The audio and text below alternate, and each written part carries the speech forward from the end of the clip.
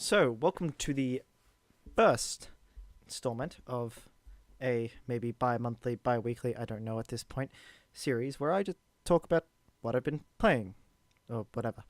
So it might be a game, or it might be watching something like a movie or something, and I just give my thoughts about it. So there will likely be spoilers in this, and it's going to be mostly uncut, so I might stutter a lot because I stutter a lot when I do these recordings. Anyway, I'm going to be talking about today PUBG Mobile, PlayerUnknown's Battlegrounds Mobile, which I've been surprisingly enjoying. Like, it's it's what got me to buy PUBG on PC. So I was like, I was browsing around the App Store when I just saw it on there, and it's like, oh, I didn't know it was on mobile. Like, I knew of the mobile version in China that then got released in Canada, but I didn't know it came to Australia because it did take a while. Um, but yeah, I downloaded it and tried it out. I did try to play Fortnite on mobile, but I've got an iPhone 6 and it doesn't open at all. But PUBG runs fine. I mean, I have had some stuttering issues when I'm low on battery and have a lot of things open, so it's not really like the game that I play if I'm talking to friends. But overall, it's quite fun, and after playing the PC version of PlayerUnknown's Battlegrounds, they are very similar. Like, they're not one to one as PUBG PC has two maps and is soon getting a third, whilst PUBG Mobile only has the one map. But it's pretty much faithfully accurate to the PC version, although the buildings are very slightly different. In like functionality at least.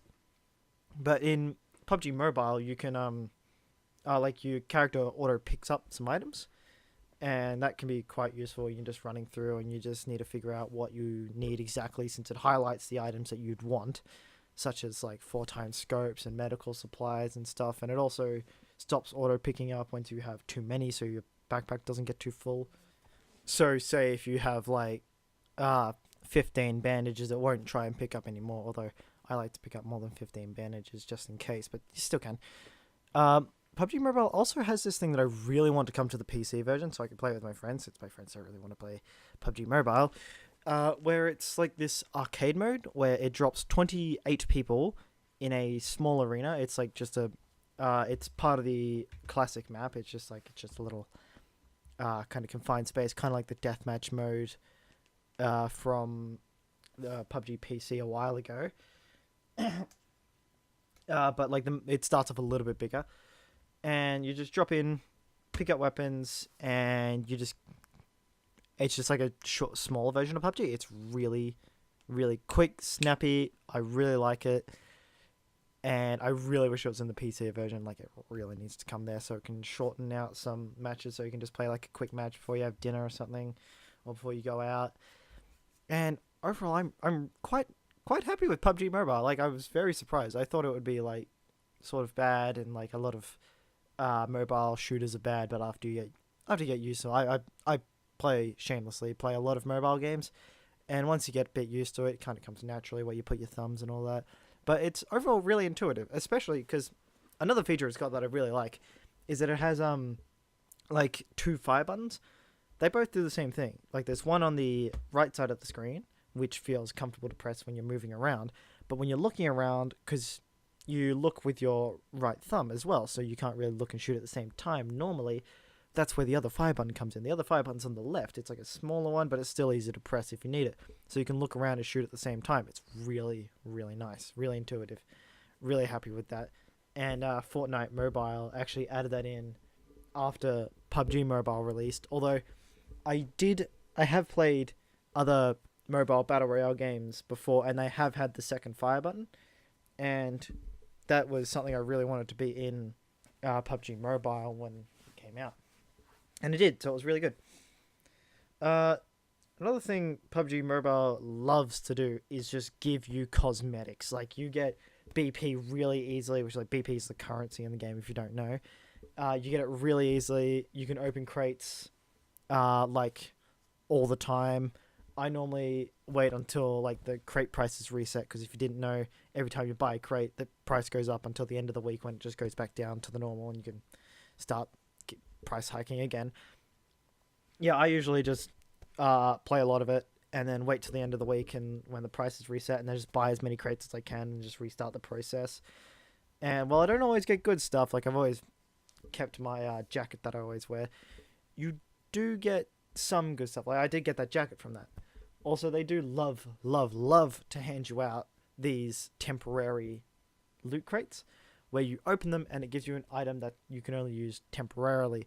These usually give you a bit rarer items, like maybe like the ballistic mask or like a suit jacket or something, but they will only last a certain amount of time. I don't really like opening them because it gives you unnecessary notifications when they're done, and like I don't use the items in there anyway, and even if I did, they would only be temporary, and that's really annoying. But overall, I'm like I said before, I'm really, really happy with this game.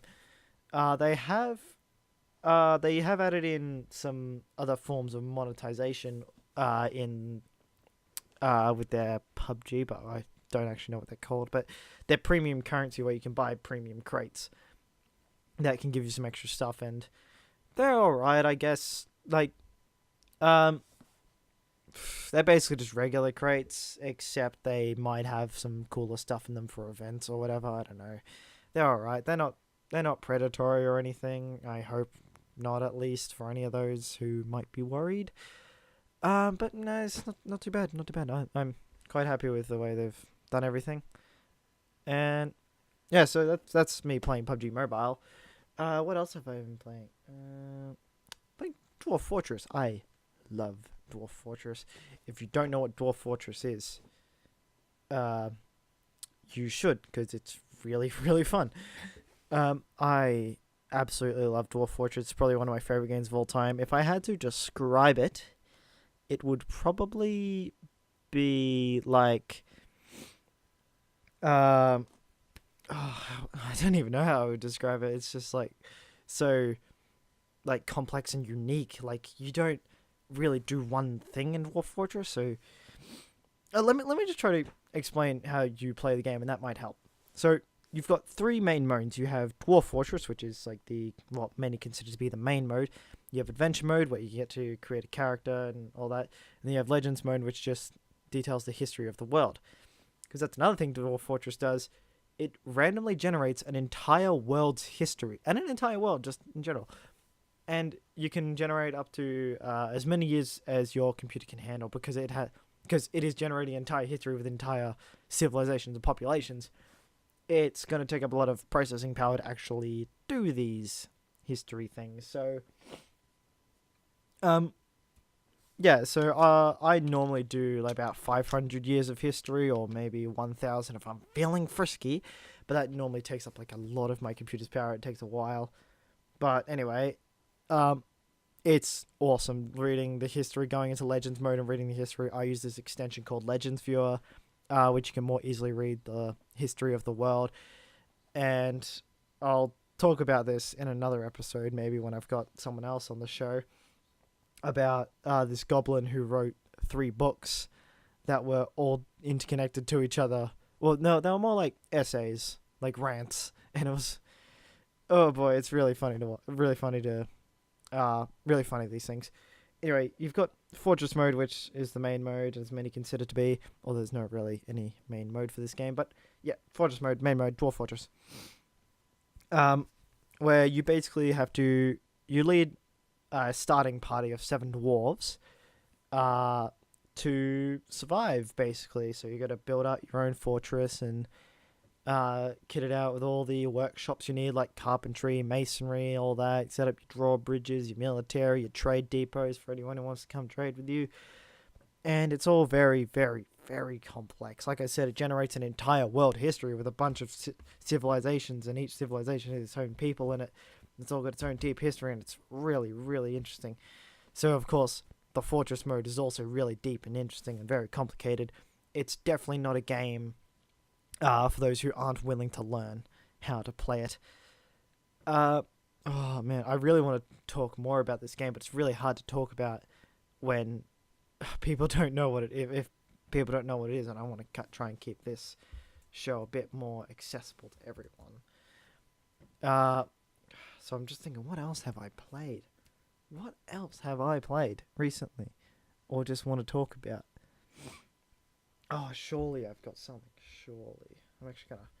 Even though I said this is mostly unedited, I'm gonna pause the footage, find something, and tell you about it. Alright, I'm back. And I've decided not to talk about a game. I've decided to talk about the latest film in the Marvel Cinematic Universe, which you would all know if you're watching this on the 3rd of May, as it is recording on the 3rd of May. Avengers Infinity War. Now, Infinity War. That. Spoilers ahead. Definite spoilers ahead. This is the best superhero movie I have ever seen. And purely because it's not really a superhero movie. It's a villain movie. It's Thanos' movie. It's his movie. So a lot of the times you're watching these superhero movies and supervillain movies, well, these superhero movies, yeah, I'm talking about superhero movies, of course, where you see them, you see this like really, really tough villain, and you're thinking, oh, how could they possibly defeat this? Oh, well, they're gonna defeat it anyway, because it's the villain, and these guys are the superheroes. They're gonna defeat this villain. Of course, that's how superhero movies work. But then Thanos just comes around and actually uses his abilities, the Infinity Stones, and actually seriously fucks some shit up. It literally destroys half the entire universe. Like, halves the universe's population, because, you know, overpopulation can cause people to starve. It can cause people to get thirsty and die. That was really bad. Anyway, it can, you know, there's a lot of problems that come with overpopulation. So Thanos just thinks, you know what, we'll just halve the population. That'll be easy. And it works. I mean, it's horrible killing half the population, but it works. And that's his entire motive in Infinity War. He literally destroys half the universe at the end of the movie. But the whole way you're thinking, surely he won't win. Surely he can't win. This is an Avengers movie. This is a superhero movie. It's the superheroes who win, right? And then they don't. That's like, oh, that really got me when Spider-Man was dying. I was like, I don't want to go, Stark. I can't quote it that well, but oh my god, that was such a hitting moment. Everyone just, I mean, turning to leaves is a bit weird, but it was still like really hit me there, hitting my heart here, really hit me there, and oh, I just can't get over how good that ending was. Like, it was building up to like, come on, surely they can finally pull it off. Maybe they can just get in there at the end and just pull it off and maybe win. And then Thor just comes down, strikes Thanos in the chest, and you're like, that's it, the good guys have won. It was a good struggle, but they've made it through. And then Thanos is like, should have aimed for the head. Clicks his fingers, boom, entire world's fucking destroyed. And you're just like, oh shit. Yeah, half the blah blah blah universe is gone. Now, what kind of sucks? Like, what? Let me say. What I want to happen is this half of the universe to stay dead, and I want the Avengers, because it's mostly the original Avengers and some more people survived. What I want is the Avengers to avenge the universe. That is going to be epic, because we're going to see that anyway. Like, no doubt, that's going to be awesome to watch. But what I don't want is the people to come back. I want them to stay dead. I mean, that sounds harsh, like, stay dead, you stupid hero. But anyway, I just want them to stay dead, because that would make a much, much better movie. Much better plot than, oh, everyone died, but they come back in the end because it's a superhero film. And that would kind of suck.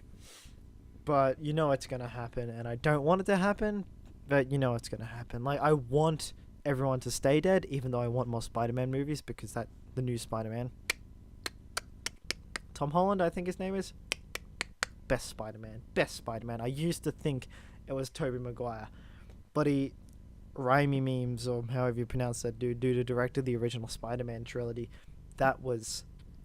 he was really good. I just, thanks to Raimi memes, they made me realize how good he was. I knew he was good, but like, made me rewatch the films and remember how good he was. But this new guy, Tom Holland, if that's his actual name, if I'm not, that's really embarrassing. But if it is his real name, nails it. I really want a new Spider-Man movie.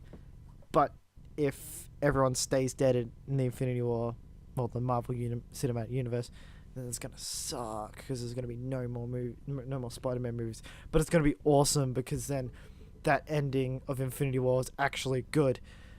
But we all know it's probably not going to be called Infinity War Part 2. It's going to be Captain Marvel. Or we might be getting Captain Marvel, then another Infinity. I don't know. I don't know these things. But, man, Infinity War, yeah, really good. I like, watch it if you haven't. And if you was listening to this, even though you didn't want spoilers, or even though you wanted spoilers, you should watch it anyway, unless you haven't watched any of the other Marvel movies and probably won't care about any of the characters.